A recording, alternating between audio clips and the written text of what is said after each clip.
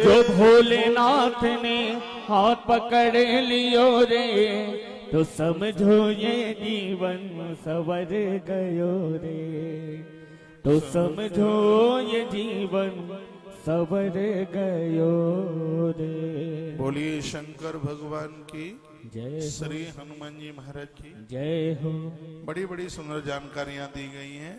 नारी पूजा के समय में पति के दाहिने अंग में होती है। पूजा कोई भी पूजन है, आराधना है, साधना है, बताने की जरूरत ही नहीं पड़े। आप हवन में बैठे हैं तो पति के दाएं भाग में बैठिए, और आप महारुद्राभिषेक में किसी भी प्रकार की पूजा में आप बैठे हैं, पति जो भी धर्म कर्म करता है धार्मिक कार्य में, पत्नी उसके दाहिने अंग में बैठती है। और जितने भी लौकिक कर्म हैं, रास्ते में यात्रा करती है तो पत्नी उसके बाएं अंग में बैठे। मैं तो कहूँगा आप रेल में भी बैठे हैं तो पत्नी पति के बाएं भाग में बैठे। आप अपनी गाड़ी में भी यात्रा करते हैं, ये संस्कृति अपने भारत की है। आपने देखा होगा विदेश की गाड़ियों में अपने यहाँ कंडक्टर सीट होती है, उधर स्टीयरिंग होती है, तो पुरुष लोग इधर बैठ के गाड़ी चलाते हैं। लेकिन हमारे भारत की संस्कृति आप देखिए, स्टीयरिंग उधर क्यों है, दाहिने हाथ पर क्यों है? इसलिए है कि पति गाड़ी की ड्राइविंग कर रहा है तो पति दाहिने हाथ की तरफ होगा चलते समय, पत्नी बाएं हाथ पर होगी। यात्रा करते समय भी पत्नी का। और एक बात और देखिएगा, जिस समय नारी ऋतुकाल में है तब उसको पूर्ण रूप से बायां स्थान बताया, दाहिने स्थान पर न हो बैठे। तो ऐसी है अद्भुत बातों का वर्णन किया गया है, निवेदन किया है। और आप 12 दानों की बात सुन रहे थे। और आगे मैं कहूंगा, दीपक ज्ञान ममाप्नोति तांबूलाद भोगमाप्नुयात्। दीप दान करने से, दिए जलाने से आपके घर में ज्ञान की वृद्धि होती है। पूजा पूरी नहीं होती दिए के बिना, क्योंकि दिए को कर्म साक्षी देव कहा गया। तो दीपक ज्ञान ममाप्नोति, जो दिया है वो ज्ञान की वृद्धि करता है। मेरी तो बड़ी श्रद्धा है दिए के प्रति। पूरे घंटा जितनी देर तक कथा चलती है सामने अखंड दिया जलता ही रहता है। जितनी देर तक कथा दिया, हमारी पूजा में भी वहां तो 24 ही घंटे जलता है। आश्रम में अखंड ज्योत कहीं बरसों से जल रही है। ये दिया ज्ञान का प्रतीक है, कर्म साक्षी देव है। दीप के सानिध्य में जो भी सत्कर्म किया जाता है और वह बड़ा विशेष होता है अपने आप। तो दीपक ज्ञान ममाप्नोति तांबूलाद भोगमाप्नुयात्।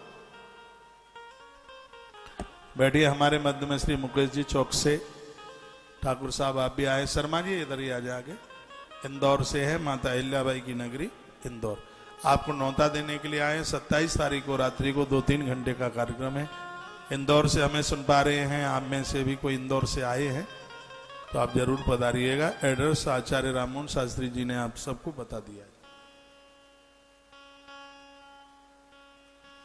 और अगली बात बताई गई है इसमें, तांबूल के दान से, जो हम देवताओं को जो तांबूल देवताओं को समर्पित करते हैं, इससे भोगों की वृद्धि होती है, उसे सांसारिक सुख मिलता है।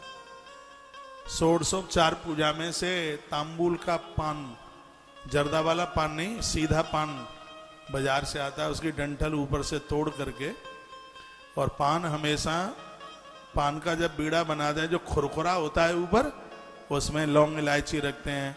जो चिकना होता है जब उसका बीड़ा बनाते हैं तब वो ऊपर आ जाता है, और जो खुरखुरा है वो नीचे रह जाता है। पान का बीड़ा बनाने का यही तरीका है। पान को आयुर्वेद में बड़ा लिया गया है।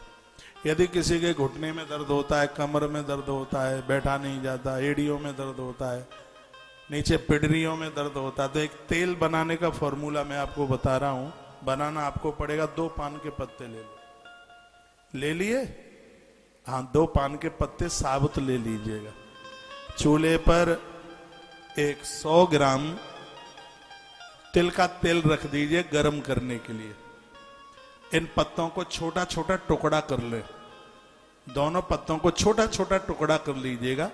लगभग एक पत्ते में से 20 टुकड़े तो हो ही जाए, तो 2 पत्तों में से 40 टुकड़े हो जाएंगे छोटे छोटे। फिर दोनों पान के पत्तों के उन टुकड़ों को आप गरम खोलते हुए तेल में डाल दीजिए उसको। जब वो खूब अच्छी तरह से सिक जाए, फिर उसमें बाजार में कलौंजी मिलती है, बाजार में मिल जाएगी कलौंजी। थोड़ी सी इतनी सी कलौंजी ले लीजिएगा, 1 तोला कलौंजी ले लो। 1 तोला यानी थोड़ा 10 ग्राम से ज्यादा होती है, और वो बाजार में मिल जाती है, कलौंजी होती है, उसका नाम कलौंजी है। उसको उसमें डाल दीजिए और वो भी उसमें खूब ठीक से भुन जाए।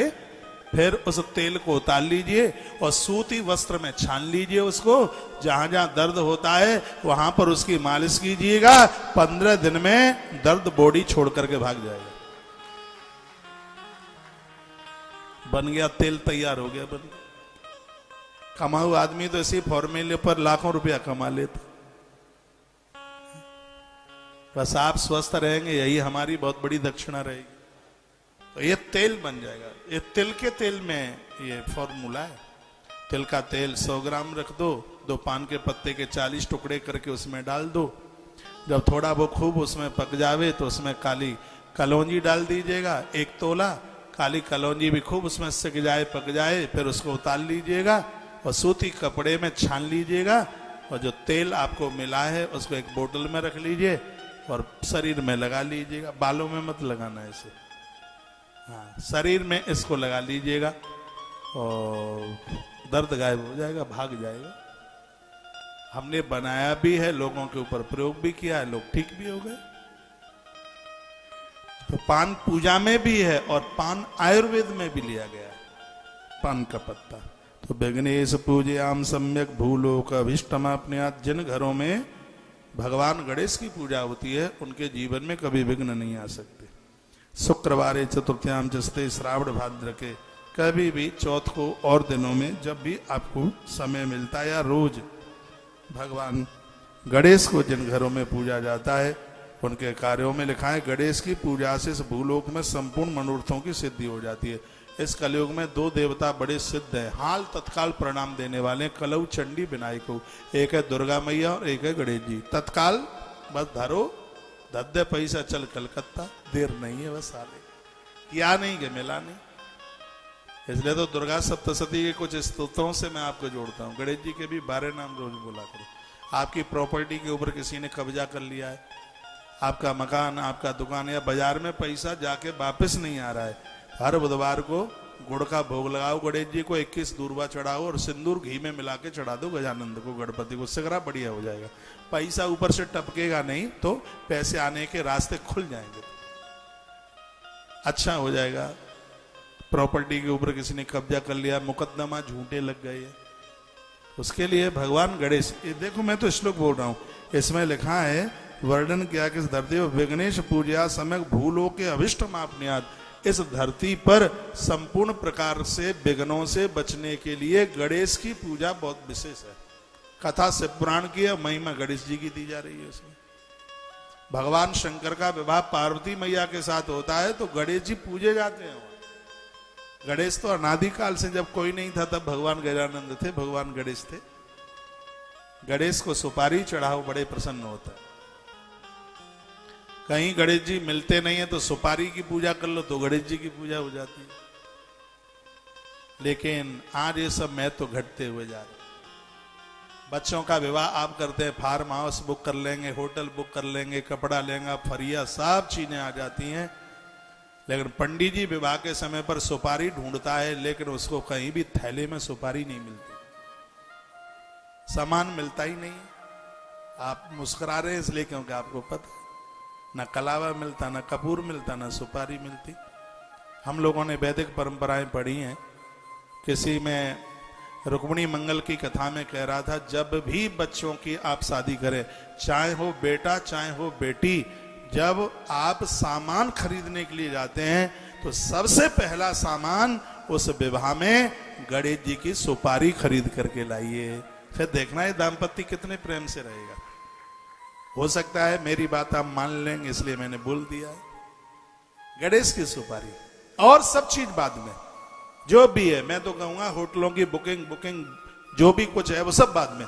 पूजा का सामान भी बाद में ले आना, 125 ग्राम सुपारी पहले ले आना गणेश जी के नाम से। गणेश उस विवाह में उस व्यवस्था में, उस दाम्पत्य जीवन में किसी भी प्रकार का व्यवधान नहीं होने देंगे सबसे पहले। और क्या करना है उस सुपारी में?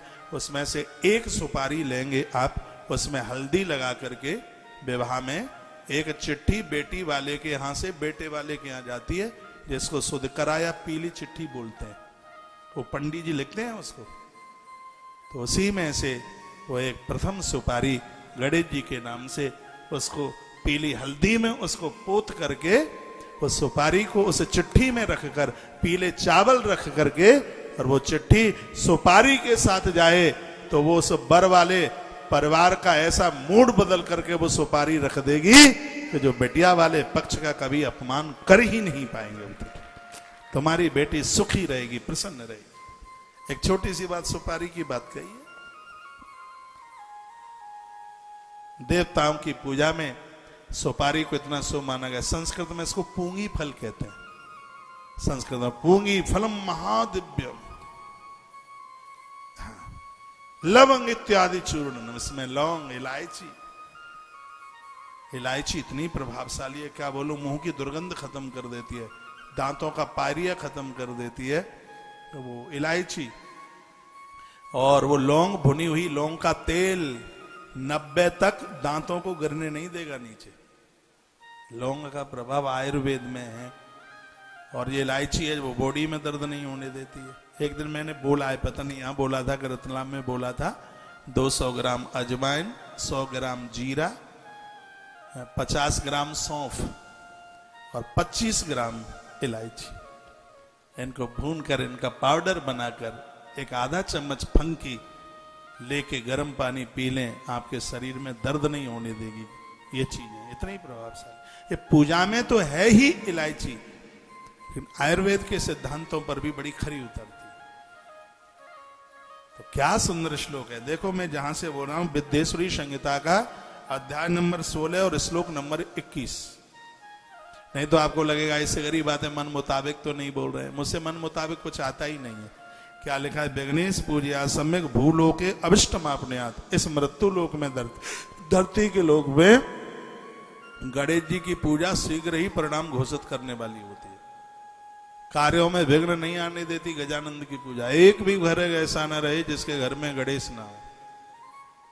गणेश चारों युगों में प्रकट होते हैं। कभी सिंह पर बैठ के आते हैं, कभी नाग पर, सर्प पर बैठ करके आते हैं, कभी चूहे पर बैठ करके आते हैं, और कलयुग में जब वो प्रकट होते हैं तो वो घोड़े पर बैठ करके आते हैं। सतयुग में सिंह के ऊपर आते हैं बैठ के, त्रेता में सर्प के ऊपर भी बैठते हैं वो, कलयुग वो द्वापर में चूहे के ऊपर बैठ के आते हैं, और कलयुग में वह घोड़े के ऊपर बैठ करके आते हैं। भगवान गणपति गजानंद। हमारी भाषा आपकी समझ में आ रही है? थैंक यू वेरी मच, बहुत बहुत धन्यवाद। आप समझ रहे, मुझसे मालवीय तो बोलना ना आता नहीं है। आपके यहाँ की भाषा बड़ी मीठी लगती है। मैं इधर पाटीदारों के गांव में था, सुसारी कुच्छी के पास में, इतना मधुर बोलते, इतना मीठा। इधर है किधर है, कहाँ है? हाँ यहीं कहीं है। बड़ा अच्छा गांव है, बड़ा अच्छा एरिया है। लाल मिर्च बहुत होती है और खेत के खेत भरे है लाल मिर्च। आपके मालवा में लाल मिर्च चलती भी ज्यादा है। जब तक तो बाफले में आनंद ही नहीं आता, जब तक खूब पटक नहीं देते उसमें दाल में मिर्च, धुआं निकाल दे बिल्कुल। बाफला प्रसिद्ध है यहाँ का, दाल बाटी बाफला। मैंने मालवे के बाफले बहुत खाए, अब क्या करूं, अब तो कुछ खा ही नहीं पा रहा। यहाँ के बाफले, दुनिया में मालवा जैसा बाफला कहीं बनता ही नहीं है। इंदौर में हमारा परिवार है, एक सनेचा फैमिली, अमृतलाल जी सनेचा, माता हेमानी सनेचा। इनको पता होता, जब भी मैं इंदौर आता तो इनको लगता कि महाराज जी को बाफले बहुत अच्छे लगते हैं, तो बिना कहे और बाफला बनाया हुआ, तो हमारा पूरा घर मिलके जितना बाफला खाता हो उतना मैं अकेला खा लेता था उस समय। इतना बढ़िया लगता बाफला। देखो भगवान बहुत जल्दी इस संकल्प को पूरा कर देगा, तो मालवे के बाफले फिर खाई जाएगी, दाल के साथ बाफला। जीप पे पानी मत ले आना, ज्यादा मन है तो जाके बना लेना अपने घर में।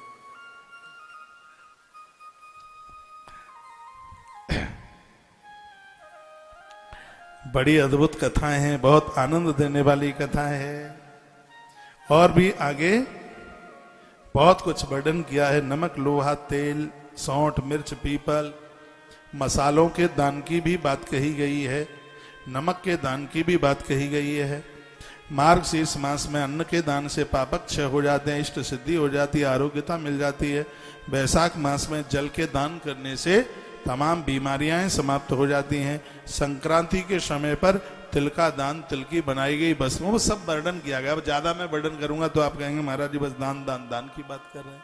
लेकिन लिखा पन्ने में करूं तो करूंगे। इसमें कन्यादान लिखा है तो क्यों ना बोलूं, इसमें गैया दान लिखा है तो क्यों ना बोलूं। नहीं बोलूंगा तो आप पता है कैसे पता लगेगा कि कन्यादान की इतनी बड़ी महिमा है।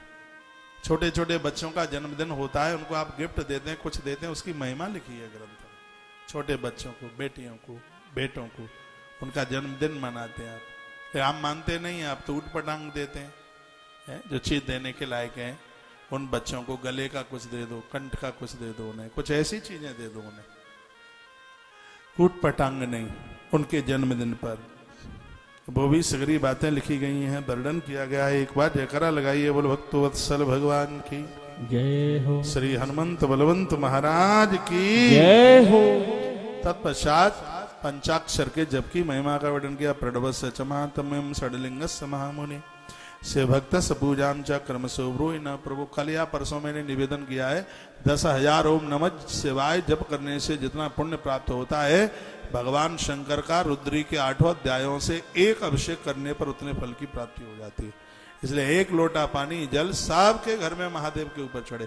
वैसे तो बैठ करके आप जब कर नहीं पाते हैं तो एक लोटिया पानी तो महादेव पर चढ़ा सकते हैं आप। इससे जो भगवान शिव का जो अभिषेक करते हैं उनको 10,000 ओम नमः शिवाय जपने पर जितना पुण्य प्राप्त होता है, उनको भगवान शिव का एक अभिषेक करने से उतने फल की प्राप्ति होगी। पूरा अभिषेक नहीं कर पाओगे तो एक लोटिया पानी तो चढ़ा सकते हो। एक लोटा जल में आप एक उसमें बेल का पत्र डाल लो, पत्ता डाल लो उसमें, तो आप चढ़ा दीजिए। और हो जाए तो कच्चा दूध डाल लो, उसमें बन जाए व्यवस्था। और बन जाए तो उसमें सफेद फूल डाल लो, कनेर का फूल डाल लो। लाल सफेद दोनों कनेर के फूल चढ़ते हैं।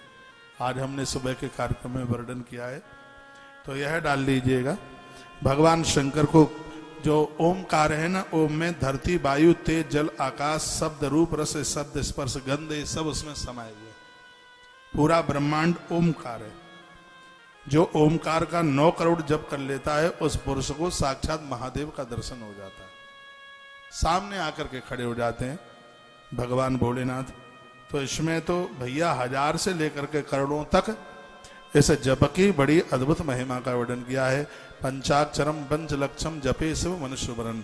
जो एक आसन पर बैठ करके, जगह बदलता नहीं है, आसन बदलता नहीं है, हाँ खड़ा हो जाए फिर उसी जगह पर बैठे, वही आसन हो। पंचाक्षरम पंचलक्षम, जो पंचाक्षर मंत्र ओम नमः शिवाय 5 लाख जप कर लेता है। पद्मासनस्तम, पद्मासन पर बैठ करके इसका आप जप कर लेते हैं, महाराज आपकी साधना में सिद्धि आ जाएगी। इतना बड़ा प्रभाव है ओम नमः शिवाय।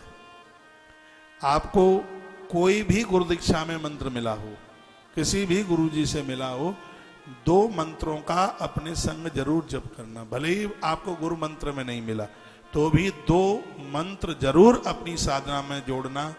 एक वह मंत्र है जिसको राम जी जपते हैं और एक वह मंत्र है जिसको माता पार्वती रोज जपती है। राम जी जो जपते हैं उसका नाम है ओम नमः शिवाय, और माता पार्वती जपती है उसका नाम है ओम नमो भगवते वासुदेवाय। दीक्षा के जो 8 मंत्र हैं उनमें से मंत्र हैं, अष्टधा मंत्र हैं गुरु दीक्षा के, उनमें से ये मंत्र।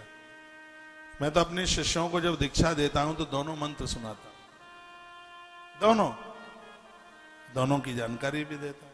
आप किसी भी देवी देवता के भक्त हैं, महादेव की कृपा से नारायण की कृपा होती है और नारायण की कृपा से शिव की कृपा होती है। दोनों एक दूसरे के पूरक। कोई भी गुरु ना हो, भगवान को गुरु मान लो। इसमें लिखा हुआ है जो मंत्र गुरुमुख से नहीं सुना जाता है तो उसे ओम जपने का अधिकार नहीं है। जिनको कोई गुरु नहीं है वो ओम नमः शिवाय नहीं जप सकता, वो खाली नमः शिवाय जप पाएगा। खाली नमः शिवाय, ओम नमः शिवाय नहीं जप सकता।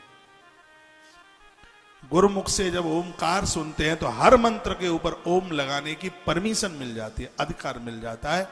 इसलिए इस मृत्यु लोक का एक बहुत बड़ा शिक्षक है, हमें समझाने वाला है, बताने वाला है, मार्ग प्रशस्त करने वाला है, उसका नाम है गुरु। तो गुरु है। तो गुरु के सानिध्य में उनसे मंत्र सुना जाता है, फिर हम मंत्र के ऊपर ओम लगा करके जप करते हैं। और एक बात और आप सुन लीजिए, किसी गुरु ने आपको मंत्र दिया है और उस मंत्र में ओम नहीं है तो वो मंत्र अधूरा है। अब कहेंगे अब क्या करें? किसी गुरु ने आपको मंत्र दिया है और उसमें ओम नहीं है तो भगवान की इस व्यासपीठ को अपना गुरु मान करके आज से ही उस मंत्र में ओम लगाना शुरू कर दो, क्योंकि ओम के बिना कुछ नहीं है। मंत्र की तो पूर्णता ओम से ही होती है। ओम के बिना तो वो सुमिरन कीर्तन हो जाएगा। ओम लगा करके ही वो जप विधि होती है, वो जपा जाता है। जप में और कीर्तन में तो बहुत अंतर है, बहुत अंतर। जप में तो हजारों गुना फल मिल जाता है। जो आप चलते चलते करते हैं ना, चलते चलते माला लेके जप ना किया करें। जूते भी पहने होते हैं, बगल खुजा भी रहे होते हैं और माला भी सटका रहे होते हैं। बहुत ऐसे संस्थान हैं जिन्हों में लोग चलते चलते माला लिए। अरे उसको मानसिक जप कीजिएगा ना, माला लेना क्या जरूरी है? उसमें जूते भी पहने, चप्पल भी पहने, माला लेके जप करते हैं। उसमें आसन की जरूरत होती है, उसमें एक लोटा पानी की जरूरत होती है, उसमें माला झोली की जरूरत होती है। उसमें सुबह जप कर रहे होते हैं तो पूर्व दिशा की जरूरत होती है और शाम को जप कर रहे होते हैं तो पश्चिम दिशा की जरूरत होती है। ये जप की विधि है। लोग कहते हैं हम सालों से जप कर रहे हैं, हमें तो कुछ मिला ही नहीं। इसलिए नहीं मिला क्योंकि विधि गड़बड़ है ना। इसलिए चलते समय आप सुमिरन कर सकते हैं और आप जब बैठ के जप करेंगे तो उस जप की इतनी हैबिट बन जाती है, आप लैट्रिन बाथरूम में होंगे तो भी आपके स्मरण में वो मंत्र चल ही रहा होगा। हम लोगों के साथ ऐसा हो रहा है, हर क्षण हर पल उसका स्मरण होता है उसको। लेकिन जब उसको जप करते हैं तब मैं भी आसन लगाता हूं, दिया जलाता हूं भैया, उसको एक विधि पूर्वक करता हूं। उसके लिए विधि जप चाहिए। तो एक गुरु की आवश्यकता होती है। जब उसके मुख से उस मंत्र को सुना जाता है तब मंत्र जागृत हो जाता है। कोई भी मंत्र आप 1000 दिन जप लेते हैं, 1000 दिन का मतलब हो गया 3.25 साल, मंत्र सिद्ध हो जाता है। आप रह नहीं पाएंगे, आप सो रहे होंगे तो भी आपके अंदर से वो मंत्र चलता रहता है। उसका इतना अभ्यास बन जाता है। मंत्र बहुत बड़ा विज्ञान है। राम जी ने कहा महर्षि वाल्मीकि जी से, गुरुदेव बताओ मैं कहां रहूं? तो महर्षि वाल्मीकि जी ने कहा भगवान आप पूछ ही रहे हैं तो मैं आपको बता ही देता हूं कि मंत्र राज नित जपहि तुम्हारा, मंत्र राज नित जपहि तुम्हारा, पूजहि तुमहि सहित परिवारा, पूजहि तुमहि सहित परिवारा, मंत्र राज नित जपहि तुम्हारा, पूजहि तुम्हि सहित परिवारा, मंत्र राज नित जपहि तुम्हारा, पूजहि तुम्हि सहित परिवारा, पूजहि तुम्हि सहित परिवारा। मंत्र राज नित जपहि तुम्हारा। जो गुरुदेव के मुख से जो मंत्र सुना जाता है वो मंत्र नहीं, वो मंत्र का राजा होता है। देखो स्पष्ट लिखा है, इसमें लिखा है नमः शिवाय, ये स्थूल है और ओम सूक्ष्म है। तो पूरा तो ओम नमः शिवाय, लेकिन ओम नमः शिवाय आप तब जपेंगे जब इसको किसी गुरुमुख से आप सुन।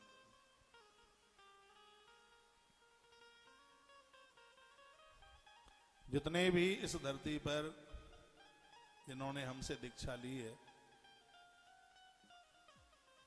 कभी यदि वो ओम नमः शिवाय मंत्र न जप रहे हों, नारायण के भगत हैं, तो मेरी व्यासपीठ उनको कहना चाहती है कि आज से ही आप मंत्र में सुना रहा हूं, ओम नमः शिवाय का आप जरूर जप करें।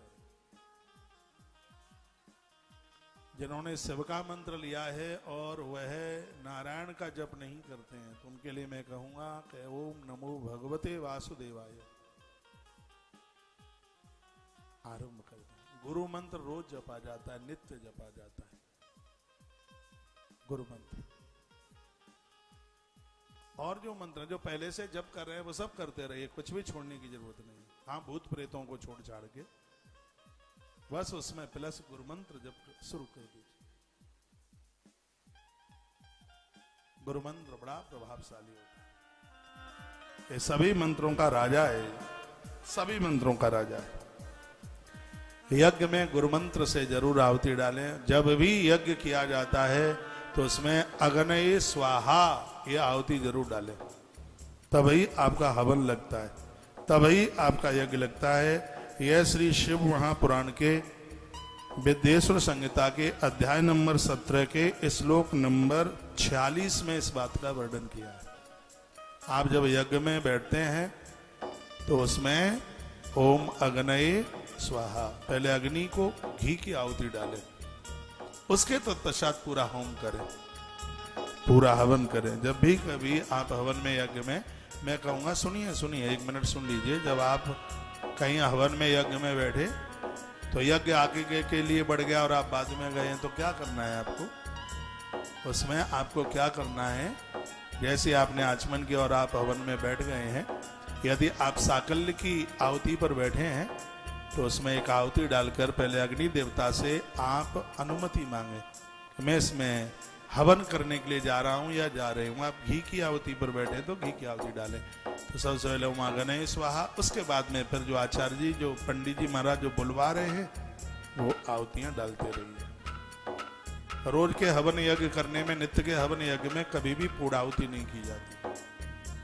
गृह प्रवेश में पूर्णाहुति नहीं की जाती, बच्चों के विवाह में जो यज्ञ होता है उसमें भी पूर्णाहुति नहीं की जाती। पूर्णाहुति का मतलब गोला नहीं डाला जाता नारियल वाला। बच्चों के विवाह में, गृह प्रवेश के हवन में, और तीसरी बात मैंने कौन सी बताई, जो नित्य के यज्ञ में, जो रोजाना का यज्ञ है, जो रोज आप अग्निहोत्र करते हैं, उसमें भी पूर्णाहुति यानी नारियल का गोला नहीं डाला जाता। और जो आप गृह प्रवेश का यज्ञ किए हैं उसमें भी नारियल का गोला नहीं डाला जाता, यानी पूर्णाहुति नहीं की जाती। और एक जो बच्चों के विवाह के समय पर जो यज्ञ होता है उसमें भी कभी यज्ञ की पूर्णाहुति नहीं की जाती, और नारियल का गट नहीं डाला जाता उसमें। तो यज्ञ का आरंभ ओम अग्नये स्वाहा। बातें कुछ समझ में आ रही हैं? होम के अंत में ब्राह्मण को दक्षिणा जरूर देवे, हाँ, क्योंकि दक्षिणा के बिना कोई भी याज्ञ का कर्म पूरा नहीं होता। हो जाए, शिव महापुराण की कथा आपने कराई है या आपने सावन किया है या 16 सोमवार किए हैं, तो वर्णन किया है कि एक ऐसी गैया दान में दें जिसके नीचे बछड़ा हो। इस लोग भूले देता हूं, इसके लिए भी एक बैल, यदि बछड़ा नहीं है तो उसमें फिर एक बैल अलग से दे दीजिएगा। वर्णन है कि आपने गैया का दान किया, उसके नीचे बछिया ही और ज्यादा बढ़िया हो जाएगा, तो एक दूध देने वाली वो गैया और उसके साथ में एक बैल अलग से उसका दान कर दें, ऐसा वर्णन किया गया है। ऐसा कहा गया श्लोक नंबर 48 में ऐसा लिखा है, वर्णन किया। कपिलेना घृतिन्ने जुहास्मेव छः। महाराज, यदि कहीं आपने गैया के घी से हवन किया है तो देवता ऋणी हो जाएंगे। होमांत्य दक्षिणा देहा गुरुर गो मिथुनम तथा, स्पष्ट लिखा है। गैया दे, बैल दे, और हवन के बाद में उनको दक्षिणा दे करके उन्हें प्रसन्न करे, वर्णन किया गया। तत्पश्चात और भी आगे की बड़ी अद्भुत कहा जो केवल शिव के अनन्य मन से पूजा करते हैं वह उससे भी ऊपर के लोकों में तब जा पाते हैं जब वो नारायण की भी पूजा करते हैं। इसलिए दोनों देवता एक दूसरे के पूरक हैं। तो आप शिव के पुजारी हैं तो नारायण के प्रति श्रद्धा रखिए, और आप नारायण के पुजारी हैं तो महादेव के प्रति भी अपनी पूरी की पूरी श्रद्धा रखिएगा। ऐसा वर्णन है।